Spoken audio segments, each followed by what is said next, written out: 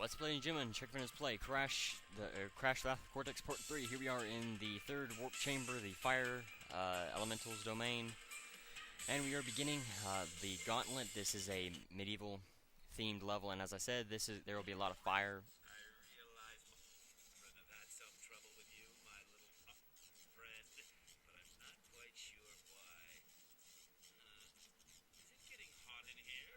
Is it safe to be wearing that? Looks flammable! I do apologize for the audio cutting in and out. I'm not sure why that's actually happening. I'm not sure if it has something to do with the disc or what. I don't know. It did happen with Crash Bash. I'm not sure why it happened there either. If the disc is brand new, so maybe it's something having to do with my RCA cables. But anyway, so. Yeah, that was Pyro. The voice actor for that is actually Mark Hamill. I believe he is a very well-known, very talented and well-known voice actor, as I'm sure the trivia for him will say. I'll talk about all of the. I guess I won't talk for the elemental masks. I don't really do character things for the characters. I may for this game, I don't know. I've never done it before. Actually looked at the individual characters, but so you never know. But we'll see. I very well may do it for this game. But anyway, so as I said before, there will be fire. You can see there's fire there. Oh, this is the. We do have the double jump, so there will be a lot more jumps that will actually involve the double jump. And if you notice those doors that I was doing the slide jump over, those will actually fall underneath your weight if you stand on them. So you do want to be careful while standing on them. Obviously, that's where the double jump comes in. You don't have to use the slide jump, but I've gotten more used to it in this game, and so it works a little bit better. You can see here some familiar things from previous Crash games. These wooden, I guess I wouldn't call them pillars, but are the same types of things that were used in the Sunset Vista and the Lost City levels. The platforms coming in and out, not really something new, but those originated in Crash 1 as well. They may have been in Crash 2. I don't know about Crash 3 though. They may have been. I'm not 100% sure. I don't think so though. But as I just said, you can see just different things that require the double jump. This bonus round will obviously have a double jump puzzle in it. Not too difficult. This section isn't really. There is something that you have to be careful of once you get the double jump. Is that if you miss the timing when you jump on a box, if you jump on a box, you can actually gain a little bit more height. Well, if you do that, and you have the double jump and you push the jump button again just a little, like a half second too late, you'll actually you won't go nearly as high as you would have normally if you hadn't touched the button at all. So you do have to be careful about that. You may have seen me do it a couple times, do this level, and if I do it, I will try to point it out. I'm not 100% sure if I will be able to. That wasn't it, but you'll see it once I do it. But anyway, I'll definitely say one thing I don't like about this game is that you can miss one fruit. You've already seen me miss. I missed the line of one fruit back. It was either in the main level or it was here in the bonus round. I don't remember exactly where it was, and then I had to backtrack for it. And you've already seen me miss several lines of one fruit here and there.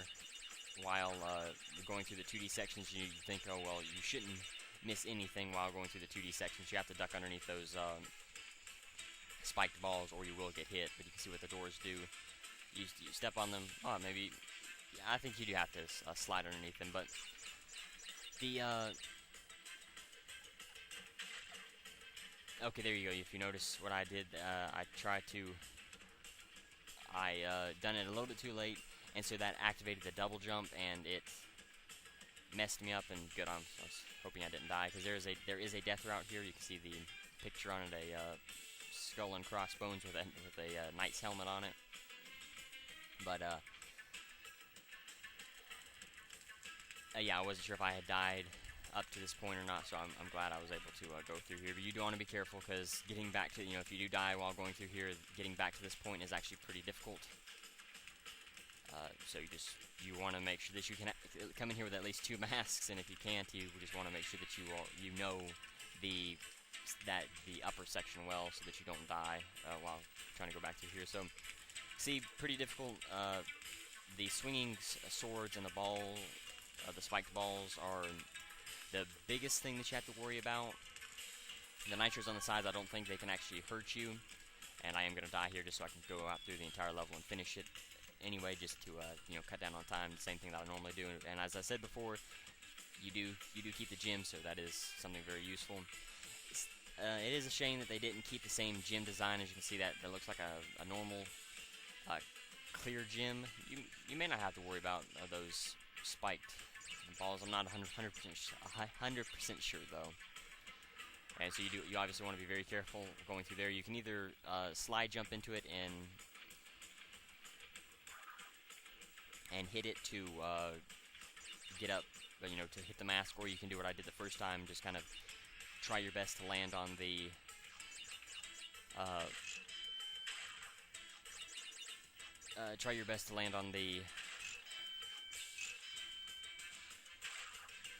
Graith, the bouncy crate, the bouncy arrow crate. Something that will help you out if you are trying to do something like that is you can see Crash's shadow a lot more than you can in any previous Crash game. So if you remember during Crash 1, I said use that as much as possible. Whatever you can, try to use the Crash's shadow to help you get through difficult sections. Well, that works a lot better in this game because you can see it a lot. You can see it. It's easier to see. I guess that would be the best way to put it. If you can see underneath Crash's feet, I'm not sure if you can. You can actually see the mask's shadow as well. But really quickly here, you want to be careful because you have to jump up here to activate this crate. There is no other way to get up here. If you don't, you have to come up from the top and to get here. If you do fall, you may be able to jump on the TNT and save yourself. But if you don't if you can't jump onto the TNT and get back up there before it blows up, then there's no way you can get back up there, and you do have to be careful for that. I didn't even notice that was there. But yeah, you can see Crash's shadow underneath there. You can even see the mask's shadow there, so that will help you out while jumping. It'll help you be more precise and to be able to see where Crash's shadow is. You can also use the control stick to slow yourself down in midair and then speed yourself up if you need to while going through the jumps or going through a flip or something like that. Same thing with Crash 1, or pretty much every Crash game, but the shadow is easier to see in this game, and it's easier to use in this game as well, to your advantage. But anyway, so here we are, Tsunami. This is the second Coco level, and her second and last Oriental-themed level. This is, if you notice, it had 2 gyms here. This is where we need the blue gym from level 1, so if you haven't got that, you may want to wait anyway, just because the blue gym, the gym path through here is very difficult, and I'll talk about that once I get to it. So you can see here we have some lab assistants that will pull carts. I do not believe you can spin the carts away. I'm not 100% sure though. It seems like every time I try it, it usually ends up with me dying. But you can see here what Coco does. She just has a bunch of sparkles around her. And there will be some lab assistants in trucks. Those, again, you do not want to hit. You want to try to avoid them if at all possible. Oh, crap. Miscounted. That was close. The fish, nothing special. We already saw those in level 10. Just spin them. You can also jump on them if you want to. Now, you want to save this mask. Just don't worry about any of that. Save the mask until later on in the level, just because you'll have to wait here for this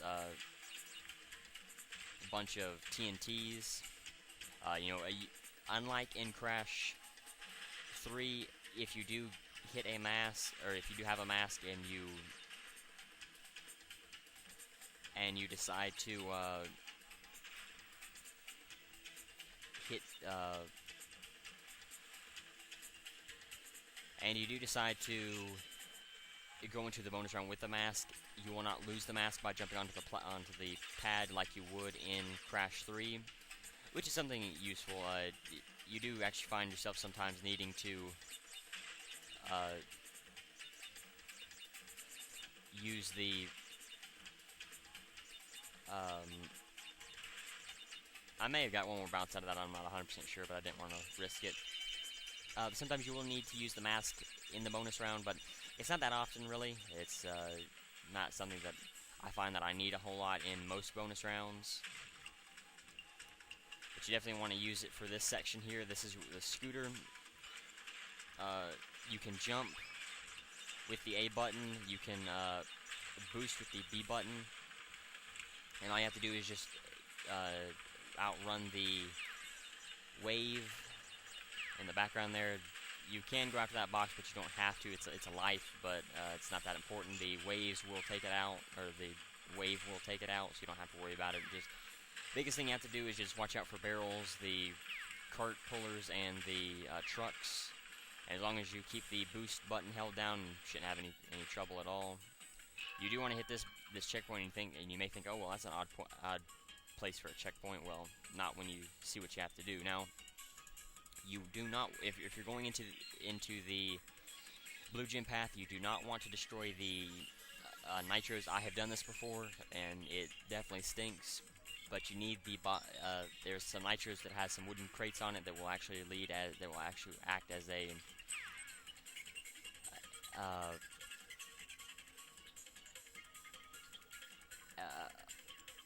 platform. If you notice there in the background, the wooden crates. And just how useful they are. You can see what they are doing. I'm sorry, I was listening to the music. I never noticed how, I guess, catchy the music is. Here as well, you do want to be careful. You do want to be very precise while jumping around through here. Through here, you want to hit the jump button just to make sure that you can get a little bit of extra height while going through here, to make sure that you can make it to the end. That is just a normal gym. That is not the yellow gym. And so, might as well. Oh, no, I was trying to get that nitro so I could get some up through, but it doesn't matter. Anyway, so now, that's actually the first time I've ever went through there in one try before. That's pretty good. See, all the gyms. That does look like an odd gym, but I think that's just because it is a death route gym instead of a box gym. I'm not 100% sure. I know that's just a normal clear gym, but I don't know if it's just like a glitch in the game or whatever. We'll take a look here and see if it looks any different. I guess that is a different style of gym, so maybe it's just a gym route gym, or yeah, I guess a gym route gym. But anyways, you can see Smokey and the Bane.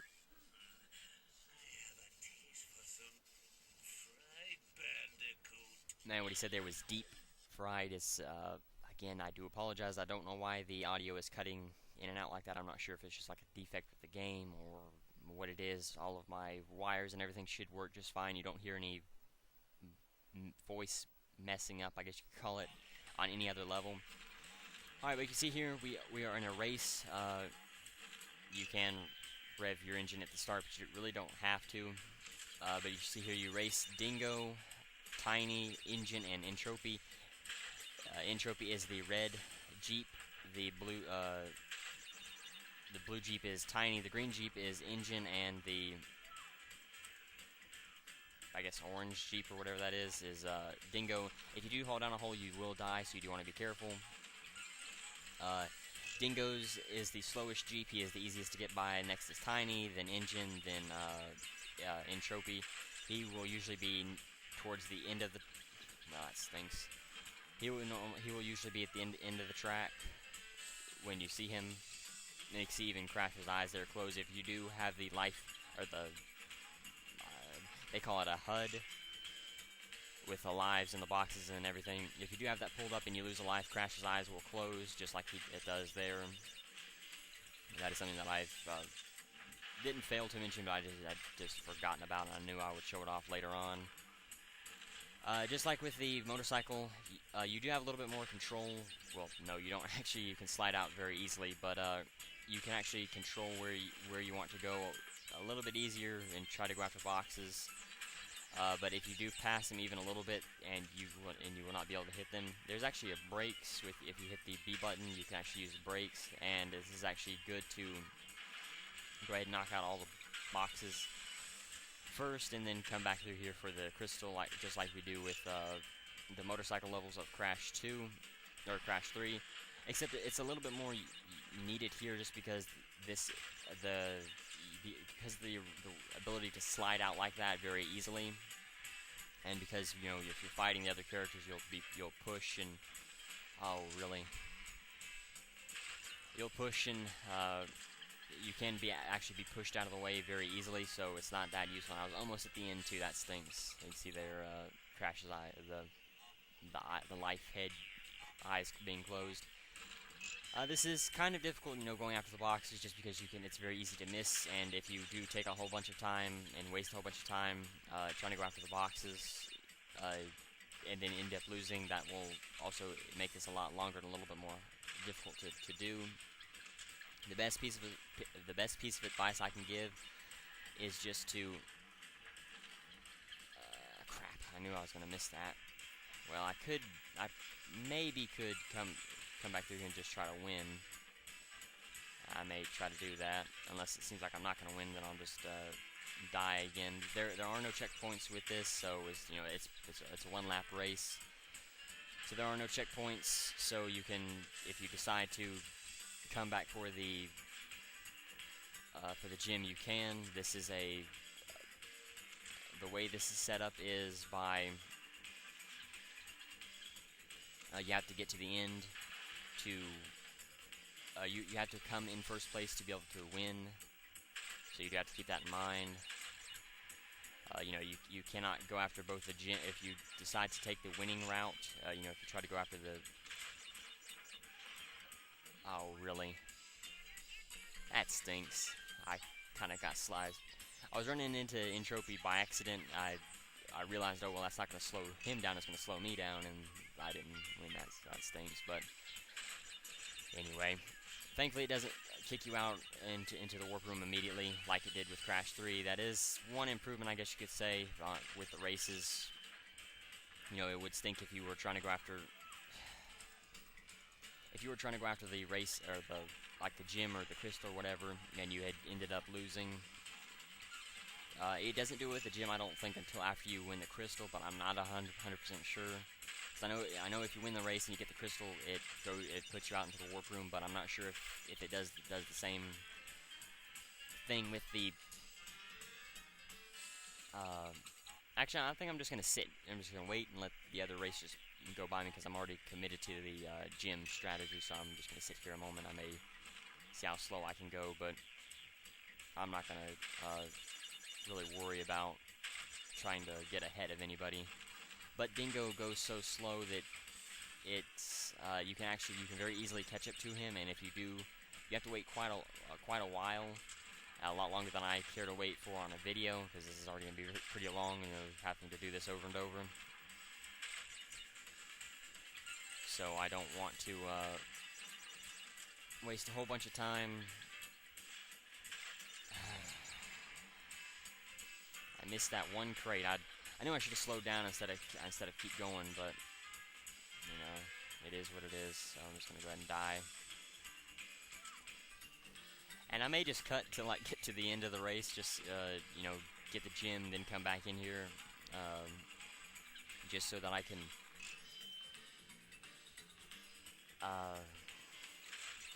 I mean, you'll still see the track and the way the boxes are lined up and everything. If I don't,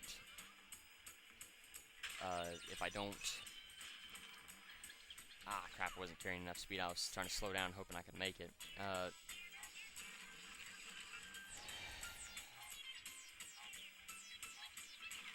I lost my train of thought. Oh yeah, you'll still see the box placement and all that. You may not see how to get the boxes, but you'll kind of get a feel for it. You know, like I said, there's no way you can actually race and try to get the boxes at the same time. You have to be very skilled with the way the Jeep handles, and I'm not. I'm used to the motorcycle and other types of racing with on Crash, like the motorcycles and everything. I'm pretty good with trying to get the boxes and the win at the same time with the motorcycle, but not so much with the Jeep, just because it breaks loose so easy, and because of things like this. Crap.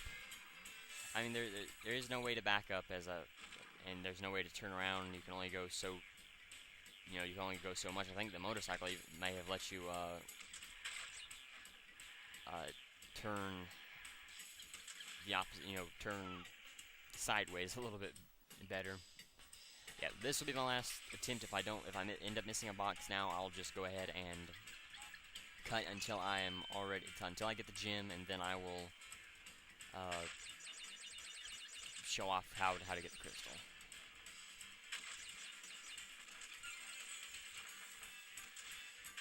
We'll just see here a minute. See if I can. Like I said, you don't really have to race these people. If you're committed to going after the boxes, there's no reason to race anybody. I don't know why I keep doing it. I guess it's just a habit. You try to get out in front and see what you can do there. That's a little bit better. You kind of have to keep tapping the gas while going through that corner just to be able to make it. To be honest, so that you don't end up missing any boxes. You don't want to hit any speed boosts if you can help it. That really doesn't help you out all that much. Crap.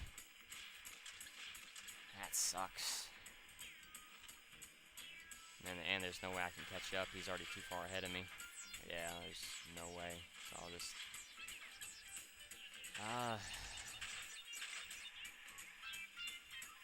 nah, it sucks. I was trying to kill myself. Alright. So like I said, do apologize. I'll be back in a second. Alright, so I immediately started to try to go after the boxes, but I ended up missing one, and I somehow found myself in the lead, so I'm just going to go ahead and go through the process to get the crystal, and I'll just get the gem off screen, or maybe another... Yeah, I may just wait to get the gem. You've already seen, what it takes to get into the lead and all that, and it's not that special or that important, to be honest. It's not a whole lot to it. Trying to get the gem, you just have to slow down, and you really have to be precise with how you turn. You think, oh well, because you're breaking loose and you can't, and it's not really tight all that much. It's just it doesn't handle well. It doesn't the Jeep doesn't want to grab the road, and you'll slide out a little bit more than you would think, or that's actually necessary. So you would think, okay, well, try to slow yourself down, let off the throttle, hit the gas a little bit. That's actually not what you want to do. You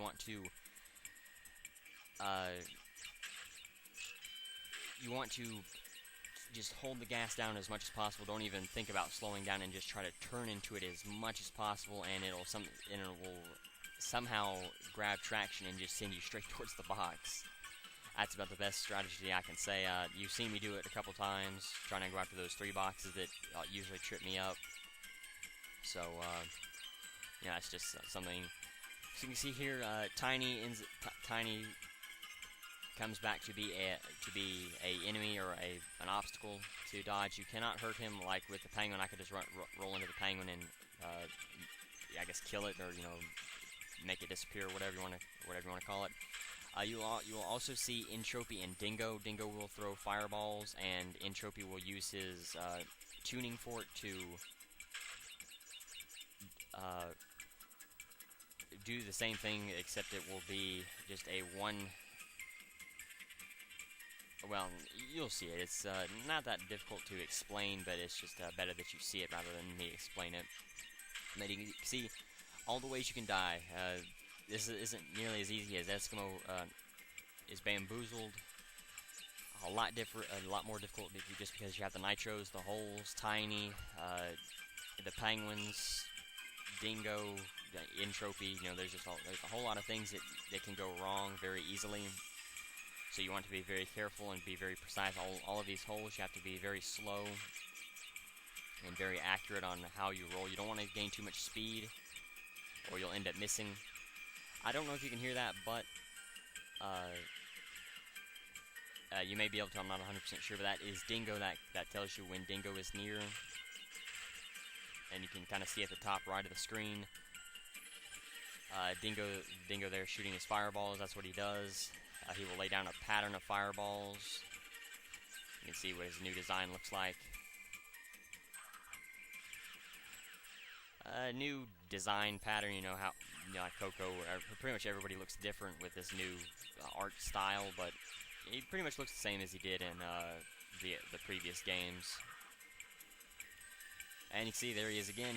He will do different things every time you see him. He will lay down the fireballs like he, precise patterns that you can easily avoid, like in his boss battle for Crash 3. And if you notice, and there's Dingo again. Like three fireballs down. Pretty easy to dodge. You just have to make sure that you remember where he is. And if you notice that how I'm going kind of slow and taking my time, you can actually end up missing a couple boxes while going through here. So you want to be very careful and pay attention to. And you don't have to look over every single little thing, but you want to make sure that you can at least. A lot of the areas will actually have a box or two stuck up, kind of hidden, stuck away. That's not that easy to see, or you wouldn't know to look for unless you missed the box and you had to go after it a lot. That box is actually tipped on its side. I don't think it usually does that. It's usually kind of sat straight up like it was on the ground, and it's never been tipped before. Now that ice you can actually go on to, but if you do go down there, you'll miss all the boxes up here, so I don't suggest doing that. And Entropy's up here somewhere, and don't want to go that way. Yeah, you can see what he does. Just shoots one bolt, but it's a lot faster than Dingo's. You can kind of see what his new design looks like as well. You could see it a lot better in the opening cutscene, but that's just what he looks like in the wild, I guess you could say. Yeah, definitely don't care for the Altosphere levels, but this one in general, I usually end up missing a handful of boxes here, or at least one box around. Thankfully, I didn't. I think I got it, or the one box that I usually miss. Now you want to be careful because you can die if you think, okay, well I can make it go down that hill, and then you'll see that hole there, and unless you're carrying a whole lot of speed, you'll end up dying. So you do want to be very careful and be very precise while going through there. But anyway, so thanks I got through that one. Not too difficult. But now, Fahrenheit Frenzy. Another factory type level. This one can actually be pretty difficult.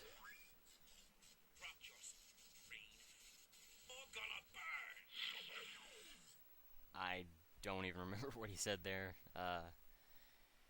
I may be able to find it. I guess I'll have to look for it.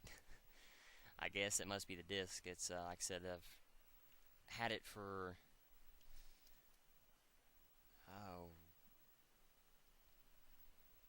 almost 10 years now. Maybe over 10 years. I don't remember exactly when I got this disc. It was pretty early during early 2000s.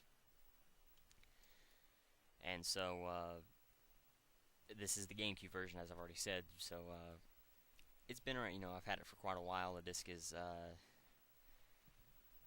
not in that good a condition. So I guess that's one of the reasons it could be why the sound, the voice is cutting in and out. But it happened with Crash Bash, and that disc is brand new. So I don't know why it's doing it. But anyway, so you see here the blue fire will hurt you. So you want to make sure you don't hit that. You can see what I don't remember what this. I think it's I don't remember the name of this thing, to be honest. It's like the propeller jetpack, or the propeller pack, or copter pack, or something like that. Controls are pretty simple. Push down to go up to go down. It's kind of like the controls for the jetpack in Crash 2. You push the A button to go forward, the X button to go back, and then you push B to spin. So yeah, I guess it is. The controls are just like the jetpack for Crash 2. Like you see here, the different enemies, the lava. Here you don't want to touch the green lasers and the green lights. You don't want to touch the top of the roof up top. You don't have to worry about it. It won't hurt you, but everything else will. The lava going down, going too far down in the lava will kill you. Not going down far enough will get you hit by the green lights or the green lasers or whatever those are. The hitboxes for them are actually pretty are long rather than wide. Until you don't see you can kind of see at the very bottoms of the light or the beams how there's still a little bit of green there. You don't want to hit that. That's kind of the hitbox for it. And so we'll just be careful going through here. This isn't quite that fast, so you'd have to kind of time when you go through a section, like with the lights or the laser or the beams. Going through here, you want to be very careful. And because Crash's feet hang down so far, that also, you have to worry about that. You can actually get hit by Crash's feet because of Crash's feet. If you notice there's a mask up there. You don't have to worry about jumping on that toxic lab assistant. I just have it. You know, it doesn't seem like you can actually spin the lab assistants into boxes, which is a shame. But so you don't have to worry about losing a box because of a lab assistant or anything like that. Again, just like in Crash 3, the metal crates do not explode with the with explosives, so you don't have to worry about that if it's a concern. You do want to make sure that you activate those nitros, because once you get to the end of the level and you activate the nitro switch, and then you realize, oh hey, I'm down however many boxes were there. So you do want to be very careful and pay attention to that. And this is where a new crate is introduced. It is only used in this game, but is the invisibility crate. You will not get hurt by the lasers. I'm not sure about anything else, but I do know for a fact that the lasers won't be able to hurt you. Now that is something bad. If you notice there, I did have a mask. I may have even had two masks, but I hit that lava and I died. That is something that I don't like about this game and later Crash games in general. They kind of make the mask not quite as useful. Of course, you know, the mask works for everything but lava in this game. But still, you know, think about in Crash 3 through the prehistoric levels with the, you know, you could jump on the lava to gain a few seconds for the relics for level 4 and 11. Well, you can't do that in this game. You have to make sure that you don't hit the masks. I think if you do have 3 masks on, you will not get hurt by the lava, but I'm not 100% sure. I've never actually tried it before. So, you know, I don't know. You would think you wouldn't get hurt, but, you know, in a way to increase difficulty, you never know what a game developer may do. But anyway, so there are 3 boxes up there. You do want to make sure that you pay attention and are careful about that. I was gonna say I didn't think I could dodge that, but you do want to be careful there. You know, don't make sure that you don't get hit. You have to make sure you go through there fast enough. And so this puzzle, that's not too difficult. I figured it as fast as it was going. You don't really have to worry about that life. I'm almost at 99 now, so lives will... I would have hit 99 already if I hadn't tried so many times on Smokey and the Bandicoot, but I had to get the... crap. I had to get the... whatever it was, the gem, which I never did get. I didn't think that would work, actually. So now there is a way you can get. I get that is the big puzzle. How to get that. How to get that life without getting hurt. I don't need it. I'm not going to. I don't know exactly how to get to it. I've usually what you would do is if you did have the bazooka, you could just shoot the bazooka and get it like that. But I don't know exactly how to get it. I think I may have done it once before a long time ago. I don't remember how to though. And if you notice that the exhaust pipe seemed to shoot me quite a ways, so I don't know if that would happen because you know, if I did try to get to it, I don't know. I didn't even know it would shoot me that far, but it is what it is. Anyway, so if you notice there was a robot, there will be actually a few levels where you'll see the robots, and you can see there crashes. Skeleton. A lot of people think that looks weird. I don't know. I think it looks pretty cool myself, but you see the different moves you can do with him. Just look at him, you know.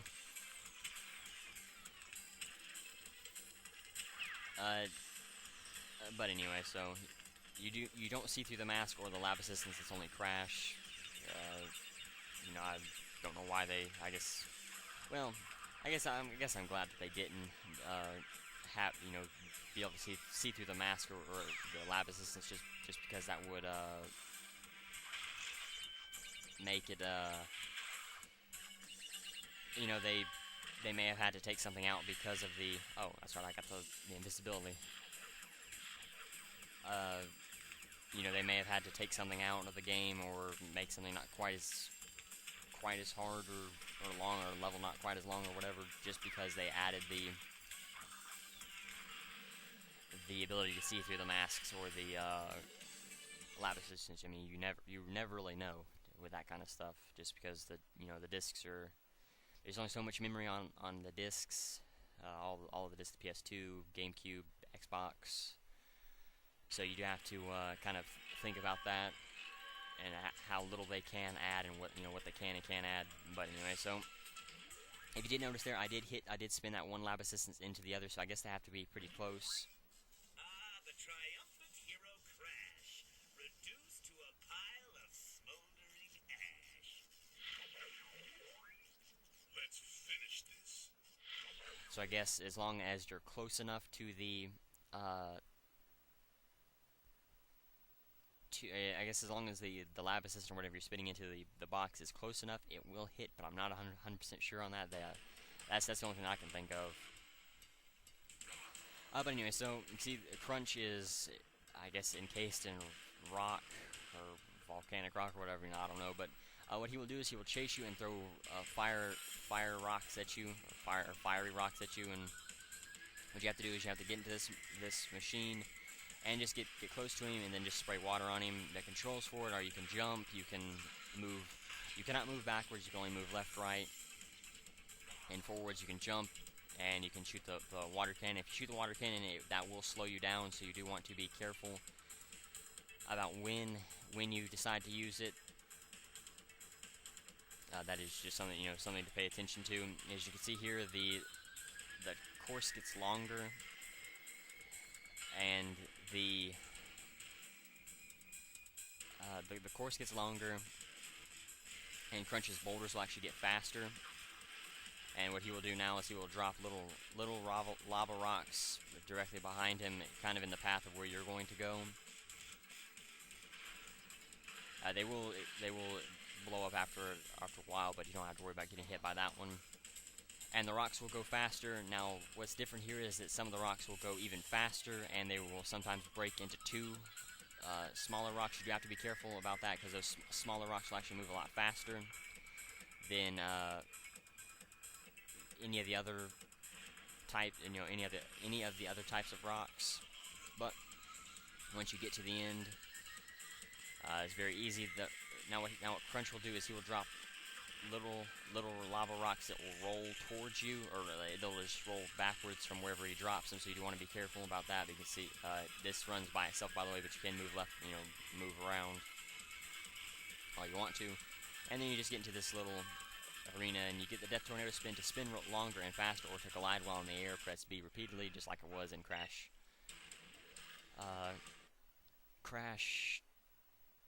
3, I believe. Yeah, it's just Crash 3, but not too difficult of a boss fight. The last phase, I guess you could call it, is definitely the hardest, just because the unpredictability of the rocks. It will break apart, and if you notice, when they hit the ground and then they shoot out, they go a lot faster, and so you do have to pay attention and be ready to jump over a rock. Now, you don't want to jump too much like I was doing. I almost got hit, I think, twice, so you do want to be very careful and very precise.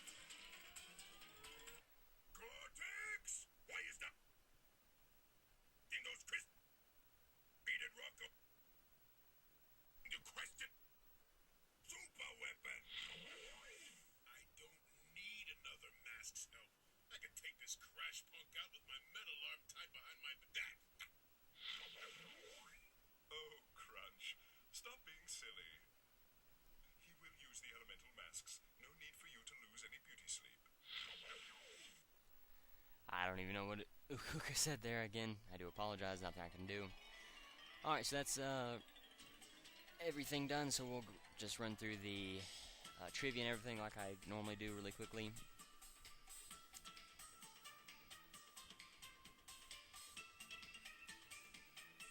Let's see.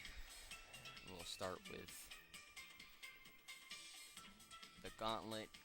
1 crystal, 2 gems, clear and purple, 136 boxes. Enemies are Trapdoor, Knight, Guillotine, Mallet, Flaming Coal, Spiked Wall, Crusher, Torture Devices, and the Wizards. And the theme of the level is Nightmare Castle. The Gauntlet is the 11th level in Crash Bandicoot: The Wrath of Cortex. The Gauntlet takes place in a dungeon-type environment, and is filled with many trapdoors, torture devices, and dangerous enemies. One of the main features of this level are the trapdoors that line the floor in various places, in which Crash must quickly avoid in order to avoid falling to his death. There are also many deadly traps outlined along the level, including rotating torch devices, falling boulders, spiked walls, and a giant gauntlet of fire itself. Towards the end of the level, there is a death route in which Crash has the option to complete in order to gain the purple gem.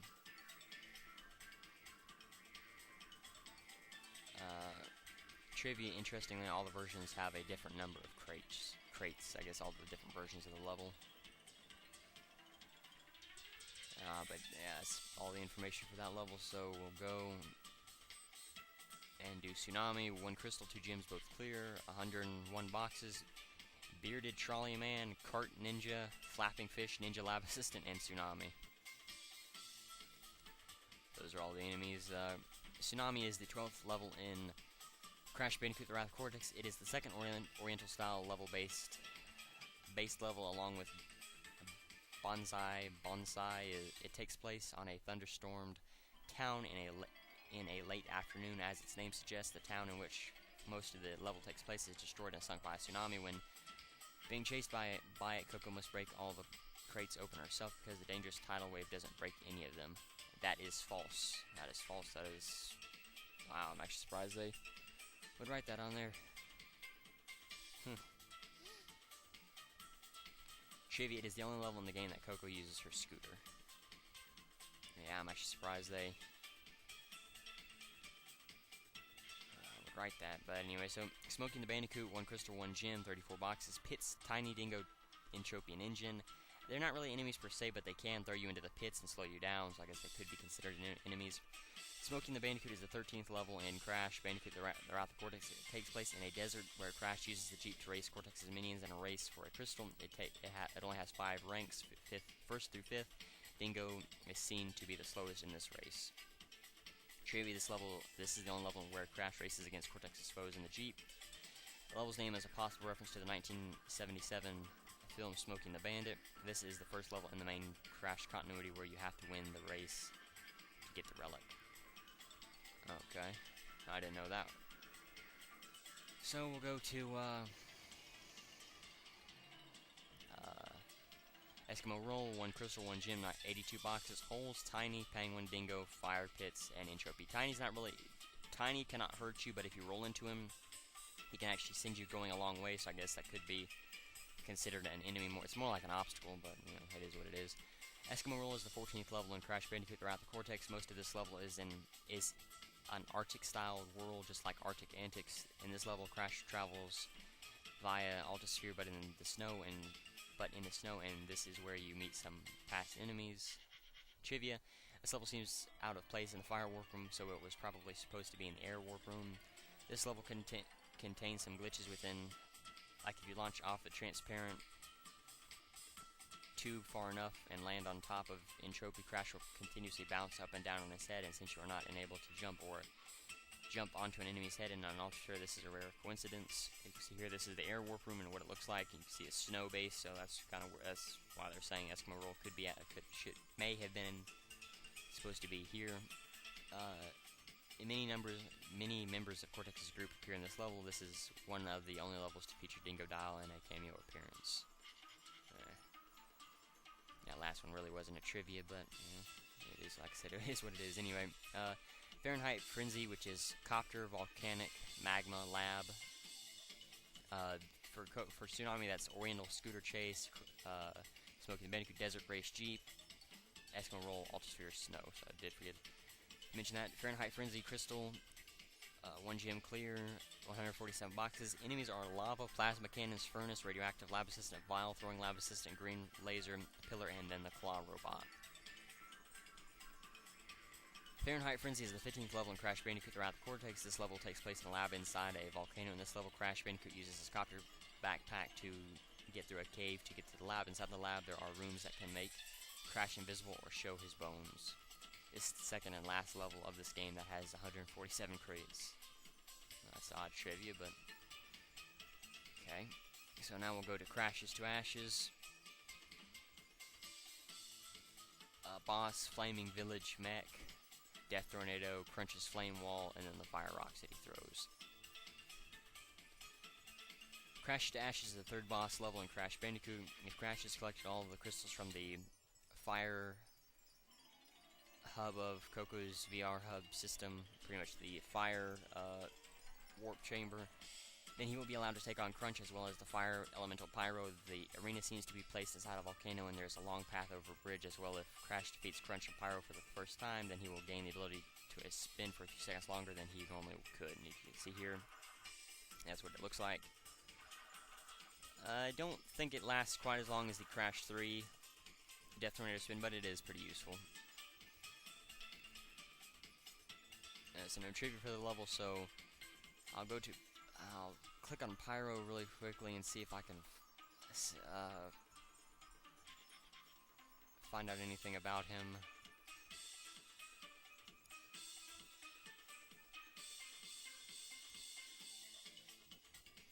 I believe that what he said when you first fight him is, "Hope you brought your sunscreen because you're gonna burn." I believe that's what he says.